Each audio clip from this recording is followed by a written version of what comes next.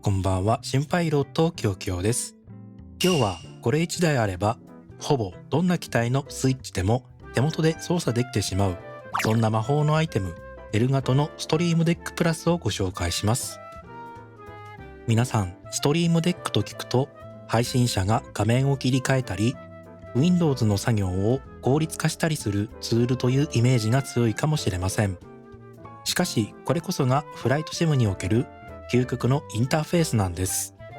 今回用意したストリームデックプラスは発売から3年が経過したモデルですが、今なおこれに代わる選択肢はありません。8つの物理ボタン、タッチスクリーン、4つの高精度ダイヤル、これらを装備しています。フォルダ機能を使えば階層分けも自由自在。スマホのようにスワイプしてページを切り替えれば理論上無限にボタンを配置できます。私は半年前にこれを導入しましたが、あえてレビューを控えてきました。理由はシンプルです。一度これに慣れてしまうと、他の専用デバイスを紹介する際に、これストリームデックプラスで簡単にできますよね、とコメントしたくなってしまうほど万能すぎるからです。なぜフライトシムにプラスなのか、答えはこのダイヤルにあります。機体の方位、高度、速度、垂直速度の調整、これらをマウスでカチカチ動かすのは大変ですよね。でも、このダイヤルならリアルに近い感覚で直感的に操作できます。さらに液晶ボタンには旅客機の膨大なスイッチをライト系、電気統計、エンジンといった具合に整理して配置できる、まさにフライトシムのために生まれてきたようなチート的デバイスなんです。もちろん、フライトシム以外にパソコンの音量を調整したり、複数のアプリを開いたりと、パソコン操作全般に活用することもできます。では、ストリームデックのソフトウェアを開いて何ができるのか見ていきましょう。画面に出ているのがソフトウェアです。ドロップダウンで現在操作しているデバイスを選択できます。私は現在ストリームデックプラスしか持っていないのですが、複数のストリームデックを持っている場合、ここでデバイスを選択することができます。ページを切り替えると連動して動きます。今はボーイングやエアバスなどの複数のプロファイルが入っている状態ですが、初めて起動した時はパソコンの音量などを調整する機能しか入っていないと思います。今からシミュレーター用にいくつかアプリを追加してみましょう。まず画面上のアプリも手元のガジェットも一度真っ白にしたプロファイルを作ります。右側のリストの中からシステムの開くを任意のボタンにドラッグ&ドロップします。必要に応じてタイトルを入力します。ファイルを参照してアプリなどを指定するか、ショートカットなどを直接ドラッグ&ドロップ。あとはボタンを押すだけで起動します。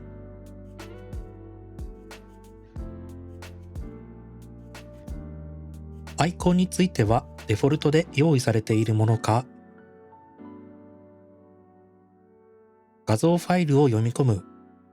または作成用のサイトを利用することでカスタマイズができます。一つのキーを押すだけで複数の動作を同時に実行することもできます。例えば特定のウェブサイトを開き、ナビグラフと飛行追跡アプリボランタを起動するように設定したい場合、同じく右側のリストからマルチアクションを配置、その中に開くをドラッグし、ナビグラフを指定します。次はウェブサイトを持ってきます。URL 欄に開きたいページの URL を入力します。最後にまた開くを持ってきて、ボランタのショートカットを追加。実際にボタンを押してみます。どうでしょうか？ナビグラフ、ボランタ、Google のページが1回で開きました。ボタン一つで必要なものが準備できるんです。これを応用すれば、無料アプリ、天気予報サイト、空港チャートを一気に立ち上げるインフラとして機能させることができます。ボタンが足りなくなった場合は右クリックを押してフォルダを作成を押します。これでサブの階層が出来上がります。あとはこの中に機能を無限に追加するだけです。他にも特定の場面で機能するプラグインがエルガトのマーケットプレイスに行くだけで手に入ります。YouTube や配信ソフトの OBS まで何でも揃います。では、これらをフライトシム専用に使いたい場合はどうすればよいのでしょうか。これも実装自体は簡単です。マイクロソフトフライトシミュレーターには視点の切り替えや特定のスイッチ、オートパイロットの切り替えなど様々なキーボード用のショートカットキーが用意されているのはご存知ですよね。これらキーボードに設定できる機能なら何でもストリームデックに持ち込めるんです。例えばライトのオンオフを割り当てたい場合、まずはキーボードの割り当てを確認します。次に右側のリストの中からシステム、ホットキーをドラッグ&ドロップ。これは特定のキーを押すためなものです。タイトルにビーコンやタクシーなど適当に名前を入力します。ホットキーをクリックして先ほど調べたキーを入力します。するとストリームデックのボタンを押すだけでライトが点灯するようになります。アイコンを編集すれば手元だけで簡単にスイッチ操作ができます。ちなみにダイヤルにも割り当てることができます。左右にスイッチのオンオフを割り当てれば物理スイッチのような操作感が手に入ります。ある程度このストリームデックプラスを使えるようになってきました。ただボタン操作だけではなくスクリーンに SIM の情報が表示されるようなスタイリッシュなものが欲しいですよね。ではフリーウェアのプラグインを使ってみましょう。これは FlightSim.to にあるパイロットデックというプラグインが有名です。これを導入すると速度や高度、無線周波数がストリームデックの液晶にリアルタイムで表示するための素材を追加してくれます。導入には .NET8 以上のランタイムが必要です。パイロットデックのインストールを進めると途中でオプションが表示されます。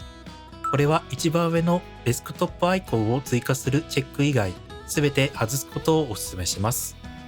特に VJoy にチェックを入れてインストールを続けた場合、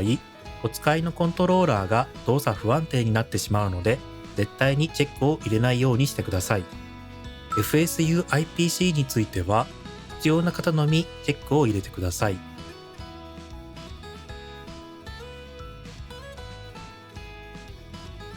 インストールが完了すると、ストリームデックソフトウェアのリストにパイロットデックが追加されます。もし知識のある方は、ここから好きなものをドラッグ&ドロップしてカスタマイズするか、FlightSim.to にはすでに第三者が作ったプロファイルがあるので、必要となるフォントを2つインストールした後に、システムトレイの中にあるパイロットデックを右クリックして、オープンプロファイルマネージャーを開きます。プロファイルが入った ZIP ファイルをそのままドラッグ&ドロップします。そしてインストールを押します。今回はプラス用のプロファイルをインストールしたいので、一番上のプラスと書かれているものをインストールします。残りは不要をクリックします。これでプロファイルが追加できました。これを導入するとタッチスクリーンに SIM の情報が表示されるようになります。とてもスタイリッシュで素晴らしいですね。例えば気圧設定はダイヤルを回すと SIM 内の気圧の数字がリアルタイムで動きます。タッチスクリーン上の気圧をタップすることで簡単に水銀中インチとヘクトパスカルの単位切り替えができます。ナビゲーションディスプレイのレンジの切り替えも手元で簡単に切り替えられます。オートパイロットの調整についてもこの通り。無線の操作も驚くほど簡単です。さらに、機体特有の複雑なスイッチを操作したい場合は、有料ソフトアクシス&オーズとの連携がベストです。このソフトは機体の特殊なスイッチとストリームデックをつなぐ通訳のような役割をしてくれます。お値段は3500円ほど。ここまで来るとかなり特殊な知識が必要になってくるので、この動画では簡単に導入方法のみをご紹介していきます。まずはアクシス&オーズをインストールします。2020用、ファイルの名前の後ろに2024がついた2024用があるので、使っているものを起動してください。マイクロソフトフライトシミュレーターと一緒に起動できるよう、画面の通りに設定を変更します。Web API ポートを開きます。画面の通りにポートが43380か43381になっているか確認します。アクシス&オーズのストリームデックプラグインをダウンロード。中に入っているプラグインをダブルクリックしてインストールします。右側のリストの中にアクシス&オーズが入っていれば成功です。flightsim.to からプロファイルをダウンロード。中にあるストリームデックプラス用のプロファイルをインストールします。最後にアクシス&オーズのインポートスクリプトを選択。一緒にダウンロードしてきたスクリプトを選んでインストールします。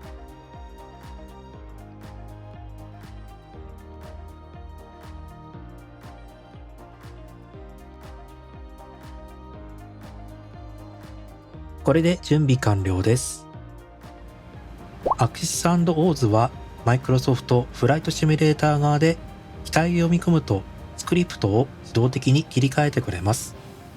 あとはストリームデックプラスのプロファイルをその機体に切り替えるだけ。これだけで機体の操作が可能になります。